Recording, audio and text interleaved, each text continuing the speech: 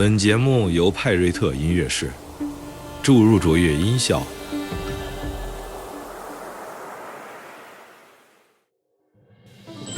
妮娜，你还记不记得上一集我们讲了谁的故事呢？记得上一集我们讲了哪吒出生的故事。真棒！艾玛，那你还记得哪吒是怎么出生的吗？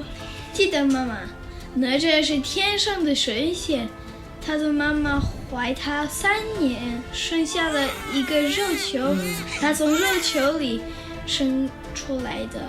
太棒了，艾玛，你记得没错。后来哪吒经历了生和死的考验，你们想听哪吒经历了怎样的生死考验吗？想要。我是 Shelly， 我是妮娜，我是 Emma， 请跟我们一起来听今天的故事吧。时光飞逝，转眼7年过去了，哪吒从一个小婴儿长成了一个活泼捣蛋的少年，整天闲不住，他总是寻找新的冒险，充满了活力和好奇心。这一次他就冒冒失失地闯了祸。他都闯了什么祸呀，妈妈？好问题哈。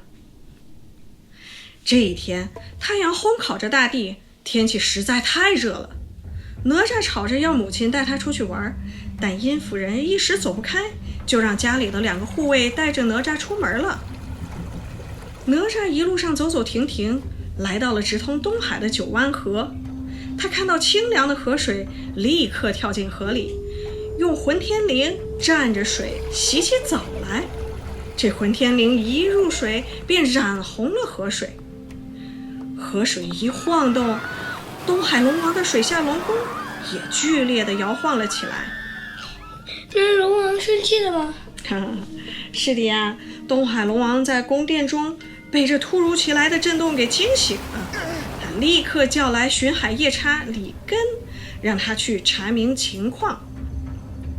李根赶到九湾河，看到哪吒在河里嬉戏玩耍，他怒气冲冲地大声呵斥：小毛孩，你在用什么妖法？把河水都染红了，水下龙宫都被你掀翻了。他威胁性地朝哪吒冲过来了。哪吒是怎么回应的？哪吒看到水底钻出来的李根，吓了一跳，但他很快反应过来，摘下手上的乾坤圈来抵挡。这个乾坤圈是太乙真人的宝物，威力无比，李根根本无法抵挡，被一击打死。河水的震动越来越强烈，虾兵蟹将们赶紧回去向东海龙王报告：夜叉大人被一个小孩打死在九湾河边了。龙王听后大惊，派他的3太子敖丙去处理这件事儿。那然后呢？敖丙带领一队龙兵浩浩荡荡地赶到了水面。哪吒看到水面突然变得汹涌，好奇地说：还会冒出什么怪物吗？话音刚落，敖丙骑着碧水兽出现在水面上，怒喝道：是谁打死了我龙宫的巡海夜叉？他们打起来了吗？是的呀，艾玛。哪吒回答说：我是陈塘关总兵李靖的儿子，名叫哪吒。你说的夜叉是他吗？他指着河边的李根尸体说：他又打我，我才回手的。敖丙大怒，提起化干方天戟就向哪吒刺去。哪吒用混天绫抵挡，不料把敖丙从碧水兽的身上打了下来。敖丙不依不饶，哪吒急了，用乾坤圈打去。敖丙现出真身，化作一条小白龙。哪吒拔出龙筋，打算带回去给父亲做腰带。那个太残忍了。是不是龙王会变生气了？你说的没错呀。龙兵们吓得赶紧回去报告龙王。东海龙王得知儿子的死讯后，心如刀割，他决意去陈塘关找李靖算账。东海龙王踏着云雾，怒气冲冲地来到了李靖家。李靖看到龙王怒气冲天的样子，惊讶的半天说不出话来。他定了定神，连忙摇头说：不可能，我的长子金吒和次子木吒都在仙山学艺，小儿子哪吒才7岁，大门不出二门不迈，怎么会闯出这么大的祸事？那龙王是怎么回应的？东海龙王怒声道：就是你的三儿子哪吒干的。李靖难以置信，忙去后院找哪吒询问情况。此时哪吒正在后院用龙筋编织腰带，看到父亲走来，哪吒便将事情的经过一五一十地告诉了他。李靖听完，怒气中带着无奈，决定带着哪吒去找东海龙王。龙王看到站在李靖身边的哪吒，发现他确实只是个7岁的孩子，一时间也不知该如何处理。他转头对李靖说：我的儿子敖丙是行云布雨，滋生万物的正神，那夜叉李艮也是玉皇大帝钦点的巡海神灵，他们竟然都被你的孩子杀害了。我要上南天门请玉帝降罚。那李靖怎么办？李靖也无计可施，只能眼睁睁地看着龙王化成清风，飞向天庭告状去了。李靖知道哪吒这次闯了大祸，却无计可施，他叹气道：这可怎么办才好呀？殷夫人也是整天以泪洗面。哪吒看到父母如此伤心，便决定自己承担责任。他说：父亲母亲，别伤心了，这是我闯的祸，我自己去找师傅，请他帮我想办法。哪吒赶到师傅太乙真人的洞府，把事情的来龙去脉仔细地告诉了师傅。太乙真人听完，沉思片刻，对哪吒说：这是你的一次劫难，但也是一次成长的机会。